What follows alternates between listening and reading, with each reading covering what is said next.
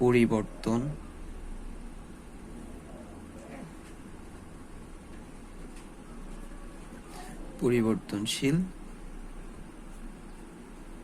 Current. এখানে alternating মানে হচ্ছে পরিবর্তনশীল, আর কারেন্ট অর্থ কারেন্ট।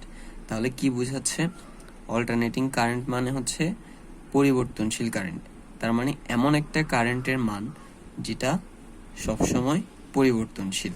ঠিক আছে, তো বিষয়টাকে আমরা পাশে এই যে চিত্রটা আছে এটা দিয়ে বোঝার চেষ্টা করি।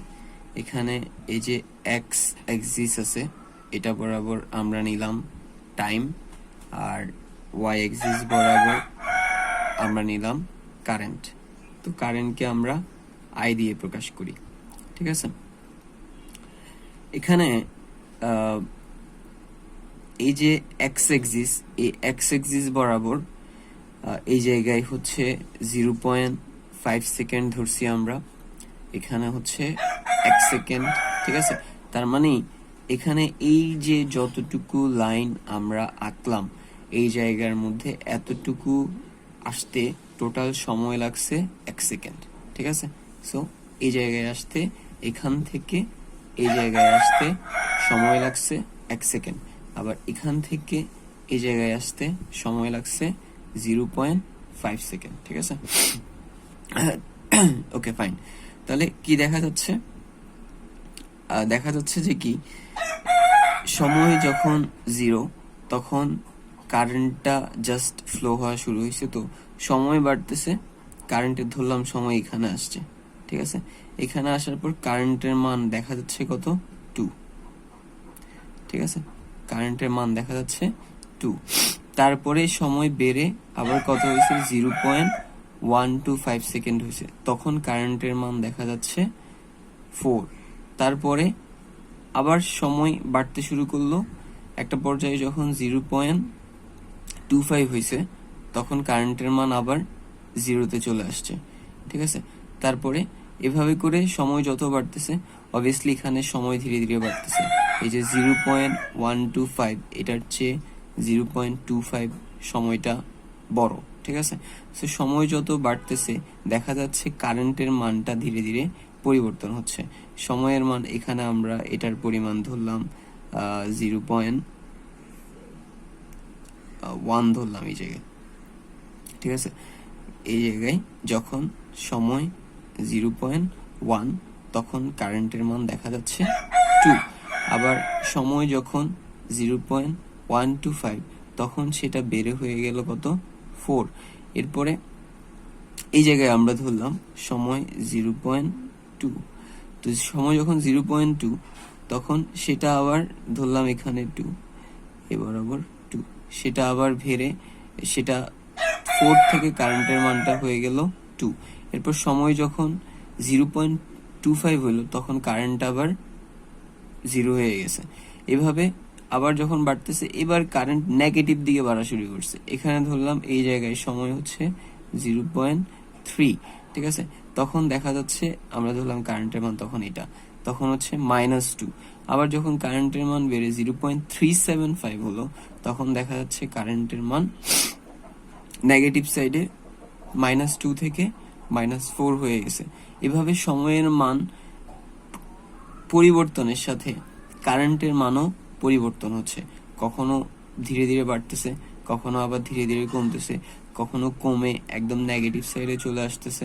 ঠিক আছে, তার মানে এখানে কারেন্টের মান সময়ের সাথে, সময় যত বাড়তেছে তার সাথে সাথে কারেন্টের মানটা কখনো বাড়তেছে কখনো কমতেছে, দ্যাট মিন্স পরিবর্তন হচ্ছে।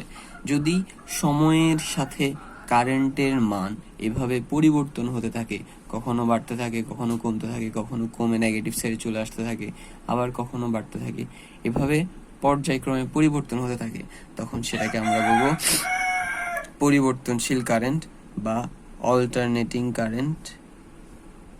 অল্টারনেটিং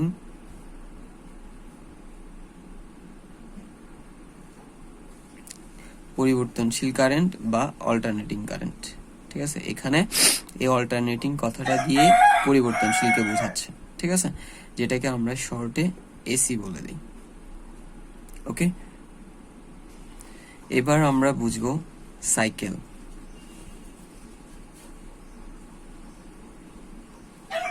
সাইকেল হচ্ছে এই এখানে এই যে আমরা এটা দেখতেছি, এখানে এই কারেন্টের মান শুরু হচ্ছে এই জায়গা থেকে, ঠিক আছে? তো এই জায়গা থেকে শুরু হয়ে ধীরে ধীরে বাড়তেছে। এটা কোন দিকে যাচ্ছে? নিচ থেকে উপরের দিকে যাচ্ছে, এই যে এইভাবে করে যাচ্ছে, ঠিক আছে? তো ধীরে ধীরে বাড়তেছে, বেড়ে আবার কমতেছে, আবার যেই জায়গায় থেকে বাড়া শুরু করছে আবার সেই জায়গায় চলে আসছে। বাট এই ক্ষেত্রে দিকটা হচ্ছে নিচের দিকে। উঠার সময় উঠছিল এইদিকে, এখন নামার সময় নামতেছে এদিকে, ঠিক আছে? তো তারপরে কি হচ্ছে, আবার একটা পর্যায়ে এই বিন্দুতে চলে আসছে। তাহলে কি আমরা এটাকে একটা সাইকেল বলবো? না।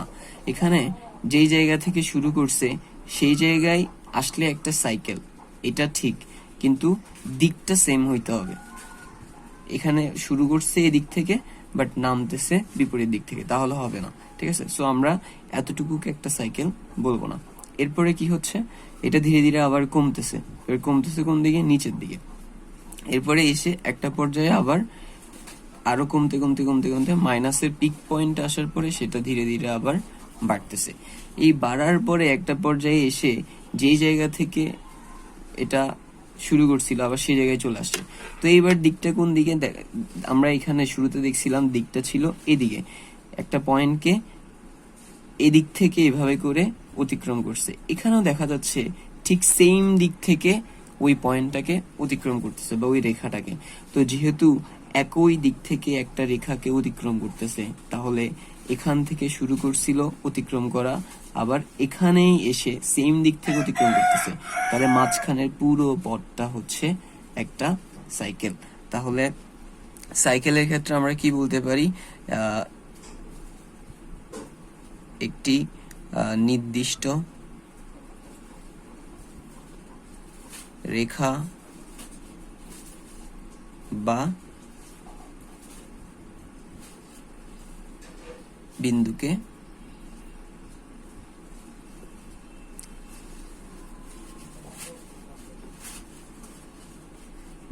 একই দিক থেকে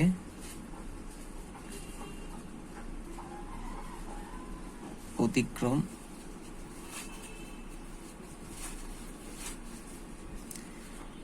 করতে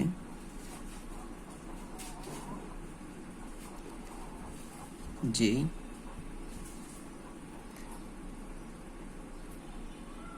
পথ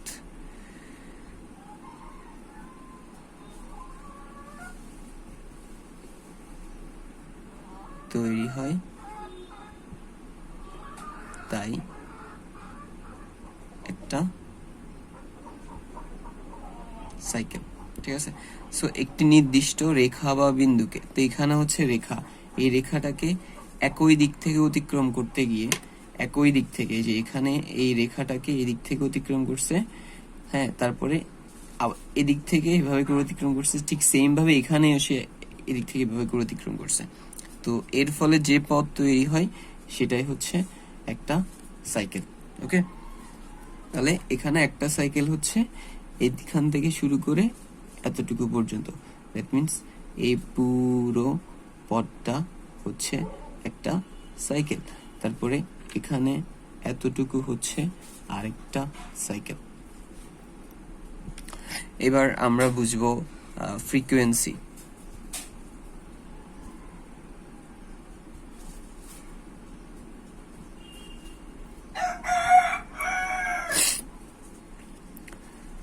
ফ্রিকোয়েন্সি হচ্ছে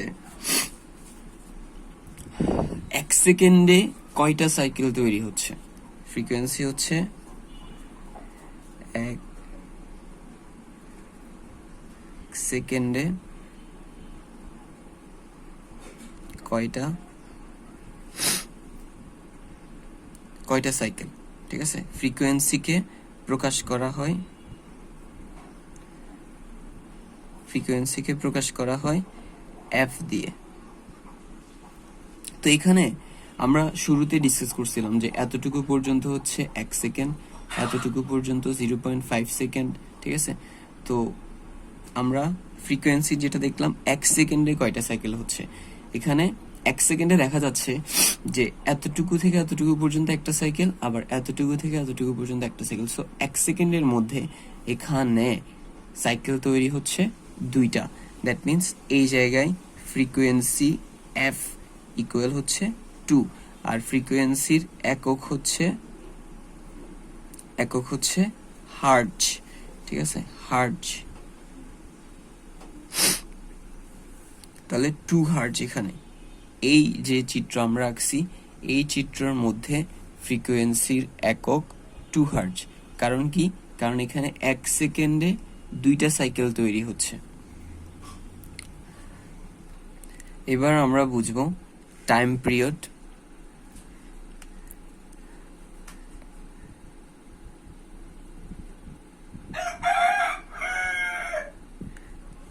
টাইম পিরিয়ড কি? টাইম পিরিয়ড হচ্ছে একটা সাইকেল তৈরি হতে যে সময় প্রয়োজন হয়। টাইম পিরিয়ড হচ্ছে একটি সাইকেল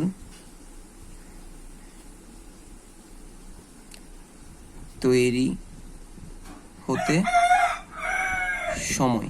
ঠিক আছে, তাহলে টাইম পিরিয়ড হচ্ছে একটা সাইকেল তৈরি হতে যে সময় প্রয়োজন হয়, সেটাই হচ্ছে টাইম পিরিয়ড। তো এখানে আমরা শুরুতে দেখছিলাম একটা সাইকেল হচ্ছে এই জায়গা থেকে এতটুকু পর্যন্ত, এটা হচ্ছে একটা সাইকেল।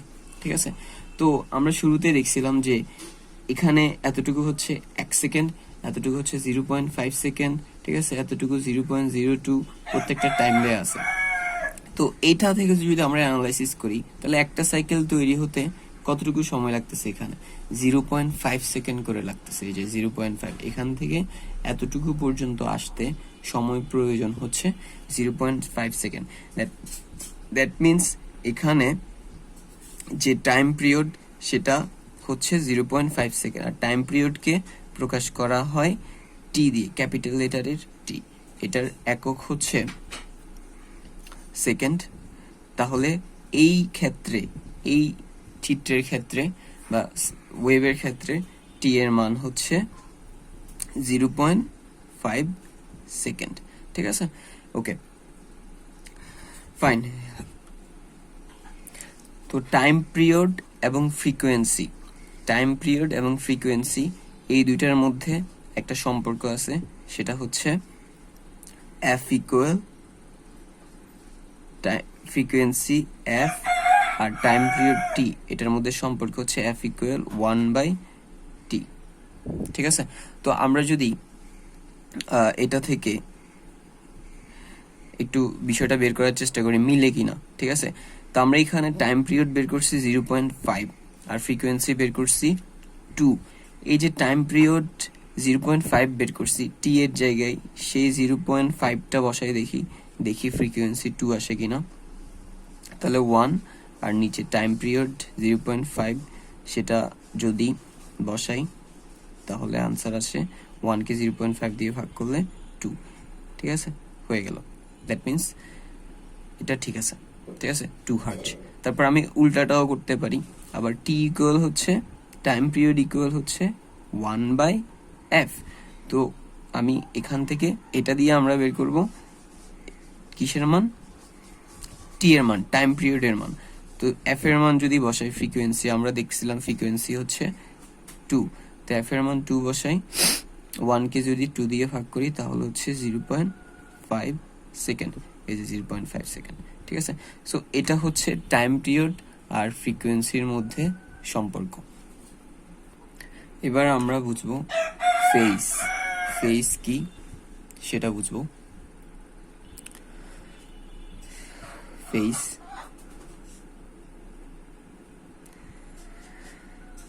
ফেজ হচ্ছে এই যে ওয়েভটা, এই ওয়েভটা এখানে শুরু হচ্ছে কোথা থেকে? এই জায়গা থেকে, 0 থেকে। কিন্তু সবসময় যে এখান থেকে শুরু হবে বিষয়টা কিন্তু তা না। ঠিক আছে, তো আমরা বিষয়টা একটা চিত্র দিয়ে বোঝার চেষ্টা করি। হচ্ছে এটা ওয়াই এক্সিস, এটা এক্স এক্সিস। ঠিক আছে, এই এক্সিসটাকে আমরা কয়েকটা ভাগে ভাগ করে নিই। এখানে কয়েকটা ভাগে ভাগ করে নিলাম, এদিকেও আমরা বাড়াই দিলাম। ঠিক আছে, সবসময় যে এদিক থেকে শুরু হবে তা না, এটা এদিক থেকেও শুরু হতে পারে। তো এই জায়গায় আমরা ধরলাম 90 ডিগ্রি, এখানে হচ্ছে 180 ডিগ্রি, এখানে হচ্ছে 270 ডিগ্রি, এখানে 360 ডিগ্রি। ঠিক আছে, এখানে 0 ডিগ্রি, এদিকে 90 ডিগ্রি। দ্যাট মিনস এদিকে গেলে বাড়তেছে, এদিকে গেলে কমতেছে। 1 2 3 এভাবে করে 90, 91, 92, এভাবে করে একটা পর্যায়ে 180, এরপরে বাড়তে বাড়তে 270, 360, এদিকে আসলে মাইনাস। ঠিক আছে, তো এই জিনিসটাকে নর্মালি ফাই দিয়ে প্রকাশ করা হয়। এখানে এই 180 না লিখে আমরা লিখতে পারি জাস্ট সিম্পলিফাই, এই জায়গায় লিখতে পারি আমরা 2 পাই। ঠিক আছে, কারণ 180 মানে হচ্ছে পাই, ফাই সমান হচ্ছে ডিগ্রি পরিমাণে, রেডিয়ানে হচ্ছে ফাই আর ডিগ্রিতে হচ্ছে 180। আমি এই জায়গায় লিখে দিই, ডিগ্রি পরিমাণে হচ্ছে রেডিয়ানে হচ্ছে পাই, আর ডিগ্রি পরিমাণে হচ্ছে এটা তো আমরা জানি। ঠিক আছে, 180 যে কোনো ডিগ্রি। ঠিক আছে, রেডিয়ানের আমরা নর্মালি ফাই দিয়ে প্রকাশ করি, আর রেডিয়ান আর ডিগ্রির মধ্যে সম্পর্ক হচ্ছে ফাই রেডিয়ান সমান হচ্ছে 180 ডিগ্রি। ঠিক আছে, ওকে। তো এখানে যদি এটা ফাই হয় তাহলে 180 দ্বিগুণ 360, সেটা হবে 2 ফাই, আর এখানে হবে এটা 5/2। ঠিক আছে, এই ওকে ফাইন। সো আমরা এর আগের বার যেটা দেখছিলাম যে আমাদের উপরের চিত্রে যেটা দেখছি যে আমাদের ওয়েভটা শুরু হচ্ছে 0 থেকে শুরু হয়ে এখানে ওভাবে করে গিয়ে এভাবে যাচ্ছিল, কিন্তু সবসময় 0 থেকে শুরু নাও হতে পারে। এটা আমি ধরলাম যে আমার সিগন্যালটা শুরু হচ্ছে তার আগ থেকে, তো এটা যদি 90 হয় এই জায়গায় হবে 45। ঠিক আছে, এই জায়গায় 45 হবে, তা আমি ধরলাম এই 45 জায়গাটা থেকে শুরু হচ্ছে। ঠিক আছে, এটা হচ্ছে কত, -45। তাহলে এখান থেকে এটা এভাবে করে শুরু হলো, এভাবে করে আসলো, দেন এভাবে করে এসে এভাবে করে গেল। ঠিক আছে, দ্যাট মিনস এখানে এটা 0 থেকে শুরু না হয়ে -45 থেকে শুরু হচ্ছে। তার মানে এই ওয়েভের ক্ষেত্রে লাল দাগ দিয়ে আমরা যেটা বুঝছি, এটার ক্ষেত্রে একটা ফেজ অ্যাঙ্গেল আছে। ঠিক আছে, সেই ফেজ অ্যাঙ্গেলটা হচ্ছে কত, 45 ডিগ্রি, আর ফেজকে আমরা থিতা দিয়ে প্রকাশ করি। ঠিক আছে, তার মানে এই লাল ওয়েভের ক্ষেত্রে ফেজের পরিমাণ হচ্ছে 45 ডিগ্রি, পিছন থেকে শুরু হচ্ছে। সো আমরা এটার আগে একটা মাইনাস দিতে পারি। ঠিক আছে, -45 ডিগ্রি, কারণ আমরা দেখছিলাম এটা 0, এদিকে এটা -45, এটা -90। ওকে, তারপরে অনেক সময় এটা যে সবসময় পেছন থেকে শুরু হবে তাও কিন্তু না। ঠিক আছে, সামনে থেকে শুরু হতে পারে। ধরলাম আমরা শুরু করলাম যে এই জায়গা থেকে, এখানে এটা ধরলাম 30 ডিগ্রি। ঠিক আছে, তো এখান থেকে শুরু হয়ে সেটা এভাবে আসলো, এভাবে করে এসে এভাবে করে গেল। তাহলে এই যে 0 থেকে এই জায়গাটার মধ্যে যে ডিফারেন্সটা, এই ডিফারেন্সটা কত ডিগ্রি, এই ডিফারেন্সটা হচ্ছে 30 ডিগ্রি। তাহলে এই নীল কালি দিয়ে যেটা দিছি সেটার ক্ষেত্রে কিন্তু 0-র সাথে যেখান থেকে শুরু হয়েছে এর মাঝখানে একটা ডিফারেন্স আছে, ওইটাকেও আমরা ফেজ বলবো, আর এই ক্ষেত্রে সেটা হচ্ছে 30 ডিগ্রি, নট মাইনাস, কারণ এটা এই যে 0-র প্লাস সাইড থেকে শুরু হচ্ছে। ওকে, আর যেটা আমরা টিয়া কালারের কালে দিয়ে দিছিলাম সেটার ক্ষেত্রে ফেজের পরিমাণ হচ্ছে কত ডিগ্রি, 0 ডিগ্রি। কেন, কারণ সেটা 0 থেকে শুরু হচ্ছে। তাহলে ফেজ বলতে আমরা এখানে কি বুঝাচ্ছি, একটা ওয়েভ সেটা 0 থেকে কতটুকু সামনে থেকে শুরু হচ্ছে বা কতটুকু পর থেকে শুরু হচ্ছে, সামনে থেকে যত ডিগ্রি আমরা শুরুতে বলছি যে এই এক্স এক্সিসকে আমরা ডিগ্রি দিয়ে ভাগ করতে পারি, যেটা আমরা করছিলাম 90, 180 ধীরে ধীরে বাড়তেছে। তো আর এদিকে -90, -180 ভাবে করে। তো এখানে 0 থেকে দেখা যাচ্ছে লাল কালারের ওয়েভটা 45 ডিগ্রি, আমরা 45 ডিগ্রি লিখছিলাম, এটা 45 ডিগ্রি আগ থেকে শুরু হচ্ছে। দ্যাট মিনস এখানে ফেজ অ্যাঙ্গেল হচ্ছে -45 ডিগ্রি, কারণ মাইনাস সাইড থেকে শুরু হচ্ছে।